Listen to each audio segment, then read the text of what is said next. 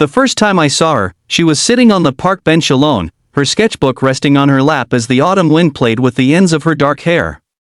I don't know what drew me in, maybe the stillness in her eyes, or the way she smiled faintly at nothing in particular. There was something magnetic about her silence. I didn't know her name, her story, or the storm behind that calm face. But I remember thinking, she looks like someone who's been through a lot but still chooses to face the sun.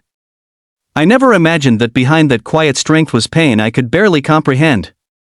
And when she finally looked at me one evening and said, "Don't stay if you just feel sorry for me," it broke something open in me I didn't even know existed. I was just a guy trying to find his footing again.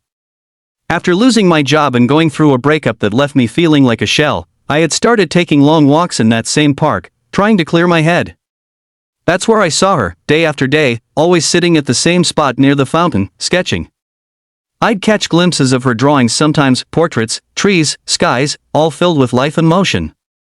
Yet, she herself moved little. One day, a gust of wind flipped one of her sketch pages and blew it toward me. I caught it instinctively. It was a drawing of a hand reaching toward the sky, half shadow, half light. I walked up to her, holding the page carefully. "I think this belongs to you," I said with a small smile. She looked up at me then, her eyes deep and unreadable. "Thanks," she said quietly. Her voice was soft, a little shaky. I sat down on the bench beside her, though I wasn't sure why.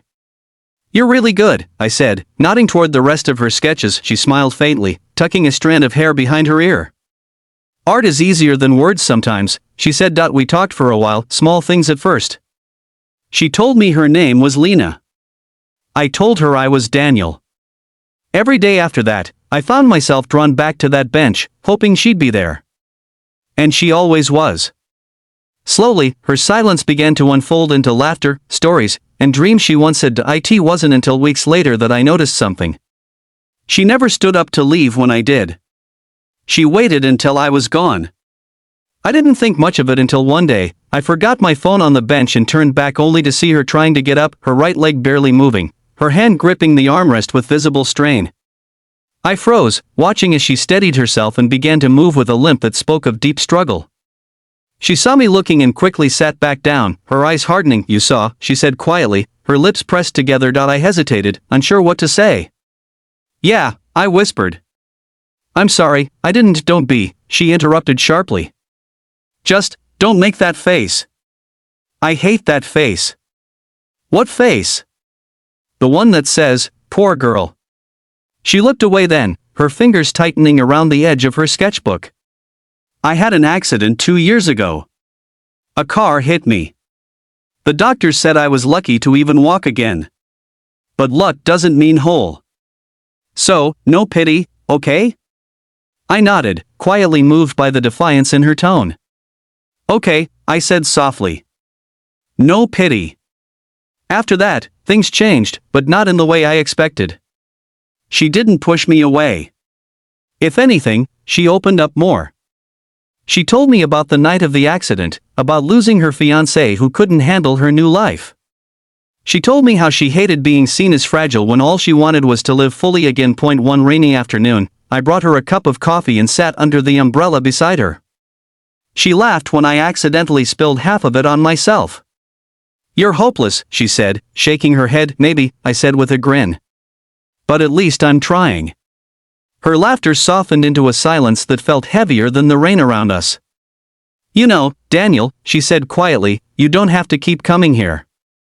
You don't owe me anything." "I know," I said simply. "But I want to."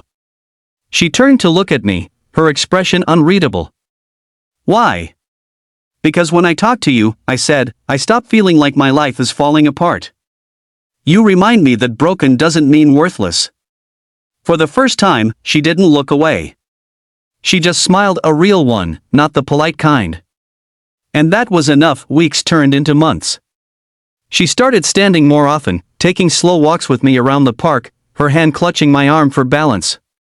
Each step she took seemed like an act of rebellion against everything that tried to keep her down. And I admired her for it, deeply. One evening, as the sun dipped below the horizon, I told her I wanted to take her to dinner. She hesitated, her gaze flickering to her leg brace. You sure you want that kind of attention? She asked softly. Absolutely, I said without hesitation. You've earned it. The dinner was awkward at first. She was tense, aware of every stare that came our way. But halfway through, as she told me a story about accidentally painting her cat once, she started laughing so hard that people around us began smiling too. In that moment, she wasn't someone defined by pain. She was just Lena, the woman with a spark that could light up a room. When I walked her back to her apartment that night, she stopped at the door, turned to me, and said the words that would stay with me forever: "Don't stay if you just feel sorry for me." The way she said it, firm, trembling, but honest, hit me harder than anything before. I took a deep breath and looked her straight in the eyes. I don't stay because I pity you, I said softly. I stay because I see you. And I want to. Her eyes glistened, and for a moment, she didn't move. Then she smiled, small, but full of life. Then stay, she whispered. That night marked the beginning of something new, not perfect, not easy, but real. We faced setbacks, physical therapy sessions, days when she wanted to give up and nights when I didn't know how to help. But we learned that love wasn't about fixing each other. It was about walking beside one another, even when the road was uneven. Months later, she held an art exhibition called Still Standing. Her drawings told stories of pain, resilience, and hope. And when she introduced me to the crowd as the man who reminded me I was more than my scars, I realized that maybe we both saved each other in ways neither of us expected, because sometimes, the most powerful love stories aren't about perfect people, they're about imperfect souls who choose to stay when life gives every reason to run. And as I stood beside her that night, watching her smile beneath the lights, I finally understood what she meant when she said, "Don't stay if you just feel sorry." For me, she never needed pity. She needed to be seen, and I was grateful to be the one who finally did.